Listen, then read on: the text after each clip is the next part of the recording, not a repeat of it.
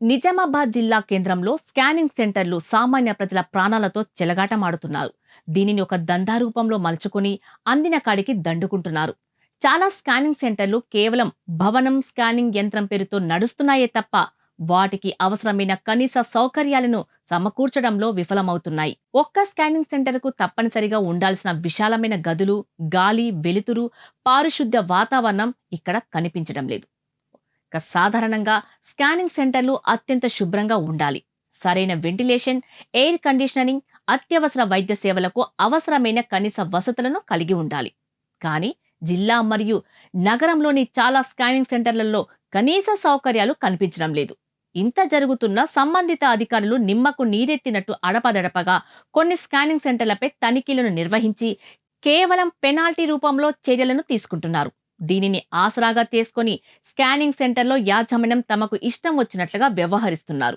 మరికొన్ని చోట్ల ఎలాంటి ప్రభుత్వాల అనుమతులు పొందకుండా నివాసయోగ్యంగా లేని ఇండ్లను అద్దెకు తీసుకొని అందులో స్కానింగ్ సెంటర్ను ఏర్పాటు చేసి సామాన్య ప్రజలు ఆరోగ్యంతో చెలగాటమాడుతూ అందిన కాడికి దండుకుంటున్నారు. ఇలాంటి స్కానింగ్ సెంటర్లపై జిల్లా వైద్య మరియు ఆరోగ్య శాఖ అధికారులు తక్షణమే చర్యలను తీసుకోవాలని సామాన్య ప్రజలు కోరుకుంటున్నారు. ఇదిలా ఉంటే అధికారులు మాత్రం ఖచ్చితంగా అన్ని ప్రభుత్వ అనుమతులను తీసుకున్న తర్వాతనే స్కానింగ్ సెంటర్ల నిర్వహణను మొదలు పెట్టాలని, లేకపోతే అలాంటి స్కానింగ్ సెంటర్లపై చట్టరీత్యా చర్యలు తప్పవని జిల్లా వైద్య మరియు ఆరోగ్య శాఖ అధికారి రాజశ్రీ తెలియజేశారు. నిజామాబాద్ జిల్లాలో మనకు 128 స్కానింగ్ సెంటర్స్ ఉన్నాయి.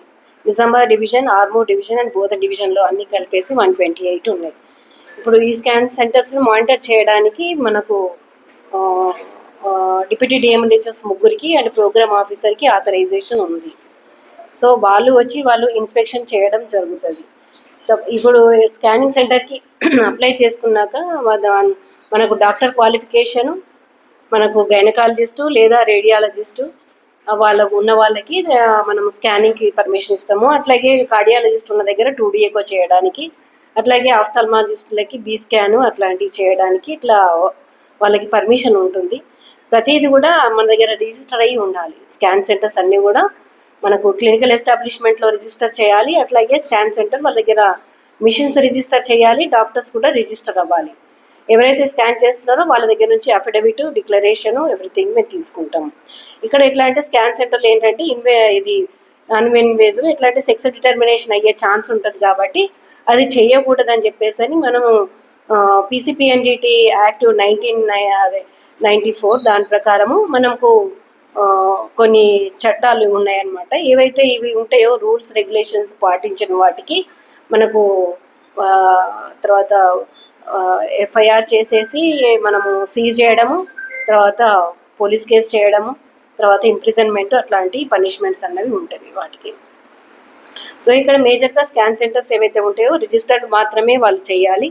సపోజ్ కొత్తగా ఎవరైనా డాక్టర్స్ వస్తే వాళ్ళు కూడా ఖచ్చితంగా రిజిస్ట్రేషన్ చేసుకోవాలి.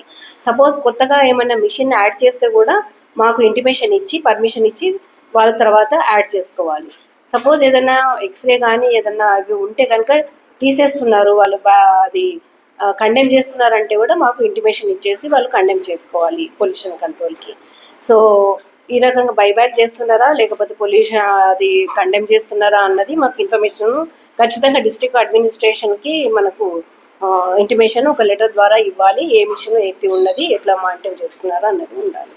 సో వాళ్ళు ప్రెగ్నెన్సీ స్కాన్లో మాత్రం ఖచ్చితంగా వాళ్ళు ఏ స్కాన్ చేసినా కూడా వాళ్ళు డేటా మెయింటైన్ చేయాలి.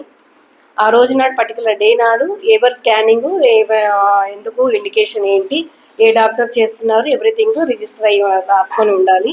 ఏ మిషన్లో ఏమేమి స్కాన్ చేస్తున్నారు అన్నది. అట్లాగే ఈ ప్రెగ్నెన్సీ స్కాన్స్కి మాత్రం ఖచ్చితంగా మనకు ఫామ్ ఎఫ్ అన్నది ఉంటుంది. ఆ ఫామ్ ఎఫ్ ఫిలప్ చేయాలి. ఆ ఫామ్ ఎఫ్లో ప్రెగ్నెంట్ ఉమెన్ యొక్క ఇన్ఫర్మేషన్ మొత్తము, తర్వాత అవన్నీ డీటెయిల్స్ ఫిలప్ చేయాలి.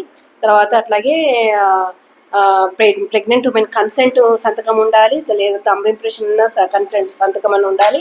అట్లాగే డాక్టర్ది కూడా సిగ్నేచర్ ఉండాలి ఎవరైతే స్కాన్ చేస్తున్నారో వాళ్ళు.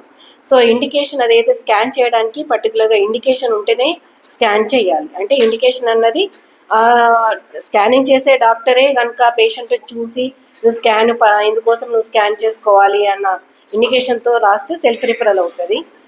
లేదు అంటే గైనకాలజిస్ట్ రాసిన తర్వాత వేరే ఎక్కడన్నా స్కానింగ్కి వెళ్ళినప్పుడు వాళ్ళు రిఫర్ చేయొచ్చు. ఆ పర్టికులర్ ప్రిస్క్రిప్షన్ ప్రకారం ఆ ఇండికేషన్తోని వాళ్ళు స్కానింగ్ చేయాల్సి వస్తుంది. ఆ డీటెయిల్స్ అన్నీ కూడా ఫామ్ ఎఫ్లో ఫిల్అప్ చేయాలి, అట్లాగే రిజిస్టర్లో కూడా మెయింటైన్ చేయాలి ఈ రకంగా. సో ఏవైతే స్కాన్స్ ఏమల్లా ఆన్లైన్లో కూడా form F online section D అన్నది అప్లోడ్ చేయాల్సి వస్తుంది. అది ఖచ్చితంగా చేయాలి. వాళ్ళకి యూజర్ నేమ్ పాస్వర్డ్స్ అవన్నీ ఉంటాయి, ఆ లాగిన్లో వాళ్ళు ఎంటర్ చేయాలి.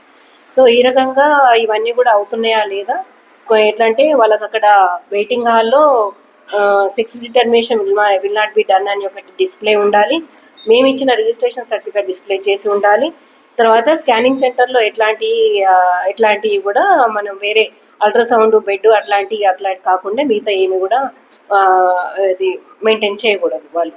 సో ఇది అంతా కూడా డేటా రికార్డ్ మెయింటైన్ చేయాలి, రూల్స్ ఫాలో అవ్వాలి. ఎక్కడ కూడా sex of the baby pregnant అడగకూడదు,